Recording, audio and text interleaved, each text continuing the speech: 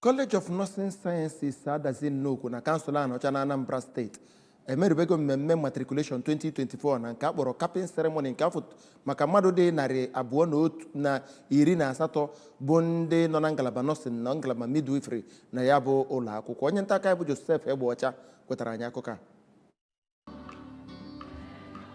Na jamas a chụrụ na ya bụ mmemme, onye bishọp nke Ọka Catholic Diocese nakwa onye na-elekọta ya bụ college, Most Reverend Dr. Paulinus Ezokafọ, gwara ụmụ akwụkwọ ahụ ka ha gbaa mbọ na-emepụta ihe ahụrụ anya n'ọrụ ha n'ihi na ọrụ ha bụ nke dị nnukwu mkpa. Onye administrator nke ya bụ college, Reverend Father Jude Igboka, onye kenere Bishop Ezokafọ nakwa ndị nlekọta ya bụ ụlọ akwụkwọ nakwa ndị na-akụzi nakwa ndị anaghị akụzi nkụzi na ya bụ ụlọ akwụkwọ maka agbammbọ ha, kenekwara ndị nne na nna maka ịkwado ụmụ ha ịgụ na ya bụ ụlọ akwụkwọ. N'aka nke ya, onye acting provost nke ya bụ college, Mary Michael Ezenwuba, onye kọwara ya bụ ụlọ akwụkwọ dịka ebe a na-amụta ihe n'ụzọ pụrụ iche, kwuru na ọ na-eto n'ugwu na amamihe na-edozikwa akparamagwa nke bụ isi sekpụ ntị. Onye direktọ nke Nursing Sciences, Oriakụ Perpetua Anene, onye nọchitere anya site n'aka direktọ n'oge gara aga, Oriakụ Kosi Ezekegbu, gwara ndị ahụ gbakọrọ ebe ahụ mkpa ọrụ nọọsụ dị